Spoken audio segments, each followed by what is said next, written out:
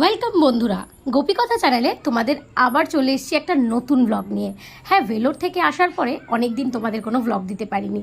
তো আজকে এই যা গরম পড়েছে, হাতে ড্রাম নিয়ে সবাই বেরিয়ে পড়েছি। কোথায় বলো তো? গঙ্গা স্নানে। বাড়িতে গঙ্গা জল একদম বাড়ন্ত। প্রতিদিন পুজোর কাজে গঙ্গা জল ছাড়া কী করে হয় বলো তো? আর যা রোদ পড়েছে, আজ যাব কাল যাব করে আর যাওয়াই হচ্ছে না।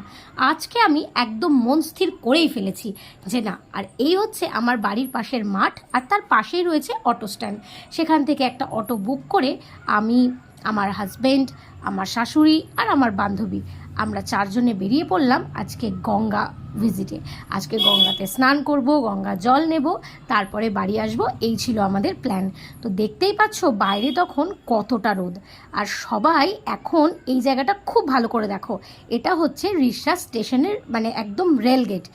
যারা যারা রিষড়ার এদিকে থাকো তাদের এই এক্সপিরিয়েন্সটা থাকবে যে এই রেলগেটটি এতটাই বিখ্যাত, এটা যদি একবার পড়ে আধ ঘন্টার আগে এটা ওঠার কোনো নাম নেই। মানে এটার এক্সপিরিয়েন্স হয়নি রিষড়াতে থাকা এরকম লোকজনের খুবই অভাব। মানে আমার বিয়ের আগে আমার বাড়ি তো ছিল বাঘাযতীনে, তো সেখানে আমার বাস রুটটাই সবসময় কাছে পড়তো। তো রেল লাইন ক্রস করা বা রেল গেট পার করার অভিজ্ঞতা আমার একেবারেই ছিল না।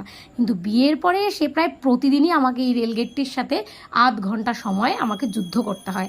তো আজকে ভাগ্য ভালো থাকায় যাওয়ার সময় আর রেল গেটটা আমাকে পার করতে মানে সময় নষ্ট করতে হয়নি, তাড়াতাড়ি তুলে দিয়েছিল। তো এবার আমরা উঠে গেছি অটো করে জিটি রোডে। এই জিটি রোডটা ক্রস করলেই সামনে বাদিকে একটা মিষ্টির দোকান, সেই মিষ্টির দোকানের পাশে রাস্তা দিয়েই পড়বে লাহাঘাট। রিষড়ার কাছাকাছি অনেকগুলো গঙ্গার ঘাট আছে, তবে আমরা সবসময় লাহাঘাটে যাই, কারণ আমরা প্রায়ই গঙ্গা স্নানে যাই। তো সেটা আমরা জন্য আমরা সবসময় লাহাঘাটটাকেই প্রেফার করি বা পছন্দ করি, কারণ লাহাঘাটেই রয়েছে বেশ দুটো মন্দির, একটা হনুমানজির মন্দির এবং শিবজির মন্দির। তো স্নান করে উঠে, যেহেতু আমার বর একটু শিবজিকে খুব ভালোবাসেন, তো স্নান করে উঠেই মহাদেবকে জল দিতে পারে। তো এই কারণেই আমরা সবসময় লাহাঘাটটাকেই বেশি পছন্দ করি। এই হলো সেই মিষ্টির দোকান। এর পাশের এই গলিটা দিয়ে ঢুকে গেলেই সেখানে রয়েছে তোমার অটো বা টোটো রাখার জন্য, গলিতে জায়গাও রয়েছে। তো কেউ যদি তোমরা বাইকে আসো বা টোটো বা অটোতে করে আসলে কোনো অসুবিধা নেই। তো আমরা এই অটোটা ওখানেই পার্ক করব। এখানে একটা পাশে বিয়েবাড়ি থাকায় বিয়েবাড়ির লোকজনরা অনেক সময় গঙ্গাঘাটে আসে, ছবি টবি তোলে। তো আজকেও ঠিক সেরকমই দেখেছিলাম। তো এই হচ্ছে লাহাঘাটের একদম গেটটা। আজকেও দেখলাম এখানে বেশ একটা অনুষ্ঠান চলছে পাশে, তাই বিয়েবাড়ির লোকেরা এখানে গঙ্গায় দাঁড়িয়ে দাঁড়িয়ে বেশ কিছু ফটো তুলছিল, কিংবা বেশ সাজগোজ করে, বা মানে এই গরমেও তারা বেশ সাজগোজ করেইছে।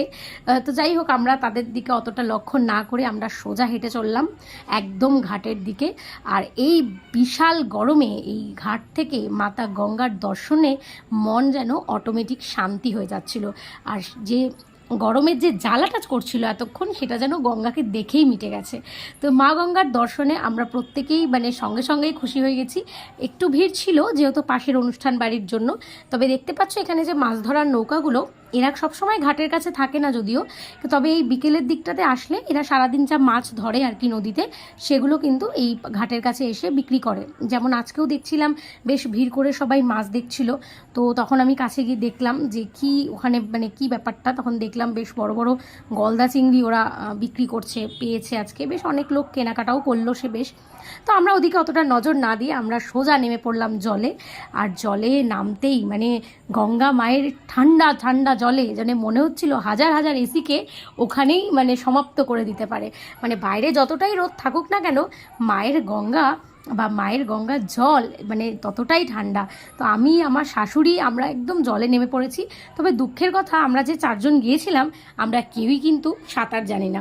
তাই জন্য যদিও এই ঘাটে অনেক দূর পর্যন্ত সিঁড়ি করা রয়েছে, তবে আমরা বেশি দূরে যাই না। তো গঙ্গাতে চলে এসেছি যে ড্রামগুলো নিয়ে, সেগুলো দিয়ে আমরা জল ভরে নেব। তবে প্রথমে আমরা কয়েকটা ডুব লাগিয়ে নিলাম। আর যেহেতু সাঁতার জানি না, তো আমরা একদমই নিচে সিঁড়ি পর্যন্ত যাই না। তো আমার শাশুড়ি তো প্রায় পড়েই যাচ্ছিল, কারণ মাঝে কিছু কিছু সিঁড়ি আবার খুব শ্যাওলা হয়ে গেছে। তো একটু সাবধানেই করতে হয় স্নানটা এখানে। কিন্তু এই ঘাটটা যেহেতু সবসময় খুব একটা ভিড় থাকে না, তাই জন্য এই লাহাঘাটটাই আমরা সবসময়ের জন্য পছন্দ করি আসার জন্য। কারণ আমাদের বাড়ির যেহেতু কাছে একদম বললাম, মানে জাস্ট রেল লাইনটা পার হলেই বেশি দূর লাগে না, 5-6 মিনিটের মধ্যে আমরা চলে আসি গঙ্গায়। তো যেমন বাপের বাড়িতে থাকতে, বাঘাযতীনে থাকতে কখনোই আমি গঙ্গা স্নানে যেতে পারিনি, কারণ ওখান থেকে একমাত্র গঙ্গা আসার উপায় হচ্ছে হাওড়া আসতে হতো। আর যেহেতু এটা আমার শ্বশুরবাড়ির কাছে, প্রায়শই আমরা মাঝে মধ্যে চলে আসি। তো এখন আমার বড় নেমে পড়েছে জলে, সেও কয়েকটা ডুব দিয়ে আর জলগুলো ভরে নিয়ে আমরা চলে যাব। যেহেতু সেও সাঁতার জানে না, তাই জন্য ওকে আমরা একদমই মানে নিচে সিঁড়ি অবধি যেতে দিই না, যদিও ও খুবই বায়না করে, ওকে এইসব বোঝানো যায় না। তো যাই হোক, তো গঙ্গা স্নান করার পরে মানে যত না গঙ্গা স্নান করে আনন্দ পেয়েছি, তত না গঙ্গাকে দেখে বেশি আনন্দ হয়েছে। তো ড্রাম আমাদের মোটামুটি ভরা হয়ে গেছে, এবার আমরা বেরিয়ে পড়ব। যে আর শুনলাম আসার পথে, মানে আমি যে এই রাস্তা দিয়ে আমাকে প্রায়শই যাতায়াত করতে হয়, যখনই আমি অফিসে বেরাই এই রাস্তা দিয়ে অটো করে আমাকে যেতে হয়। তো আমি আজকে আসার সময় জিজ্ঞেস করছিলাম যে ওখানে একটা কালী মন্দির পড়ে, তো সেটার নাম হচ্ছে সিদ্ধেশ্বরী কালী মন্দির। তো আমার বিয়ের 3 বছরে আমি শুনেছি, কিন্তু কখনোই আমি ওটার ভেতরে যাইনি।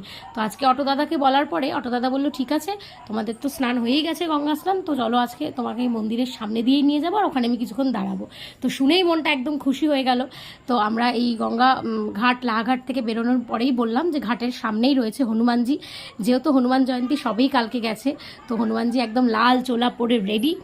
তো হনুমান মন্দির দর্শন খুব ভালোভাবে আমাদেরকে হলো। গঙ্গা স্নান করার পরেই হনুমানজির কৃপা আমরা পেয়ে গেছি। আর তারপরেই তোমাদেরকে দেখাবো, এই ঘাটেই রয়েছে আবার শিবজি। তো মানে শিবজির দর্শনও এখানে খুব ভালোভাবে হয়, এবং শিবরাত্রি বা শিবজির যে সব তিথিগুলো পুজো করা হয় এই মন্দিরেও কিন্তু বেশ ভালোই ভিড় হয়। তো গঙ্গা স্নান করার পরে শিবজির দর্শন, মানে এটা সত্যিই আমাদের কাছে খুবই অমূল্য। আর বিনা কোনো পরিশ্রমে একদম ঘাট থেকে উঠতে এই দুটো মন্দির থাকে। তো আমাদের দুটো দর্শনই হয়ে গেল, তারপরেই আমরা অটো নিয়ে বেরিয়ে গেলাম আবার। তো যাওয়ার পথে যে মন্দিরটার কথা বলছিলাম, এই হচ্ছে সেই সিদ্ধেশ্বরী কালী মন্দির।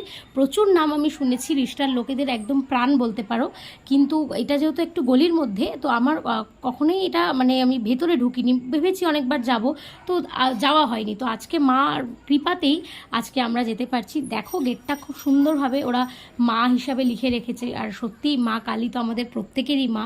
তো একদম ঢুকতেই গেটে একদম বাঁ দিকে পড়ছে শিবজির দর্শন, এখানে শিবজিকে প্রতিষ্ঠা করা হয়েছে। আর এখান থেকে আরও সোজা এগিয়ে গেলে ডান দিকে গেলেই তোমরা দেখতে পাবে সিদ্ধেশ্বরী মাকে। আর সিদ্ধেশ্বরী মাকে প্রথম দর্শন করেই আমার মনটা হয়ে গেল খুব খুব খুব খুশি। মানে কি বলবো বন্ধুরা, এক তো এই মন্দিরের একটা বিশেষত্ব, সেটা তোমরা এক্ষুনি দেখতে পাবে, যে নর্মালি আমরা যে কোনো জায়গায় মা কালীকে 4 হাতের দেখে থাকি, কিন্তু এই প্রথম আমি কোনো মন্দিরে মা কালীকে দেখলাম মা কালী মাত্র 2 হাতের, মাত্র 2 হাতে মা এখানে নিজে প্রকট হয়েছেন। তো এত সুন্দর বিগ্রহ, আর বিগ্রহটা প্রায় 6-7 ফুট উঁচু। তো এত সুন্দর বিগ্রহ দেখে আমার খুব জানার ইচ্ছা হলো যে এই বিগ্রহটার পিছনে ঐতিহাসিক কাহিনীটা কি, কিন্তু পুরোহিত মশাইরা এতটাই ব্যস্ত ছিল, তো কাউকেই জিজ্ঞেস করার সাহস করছিলাম না।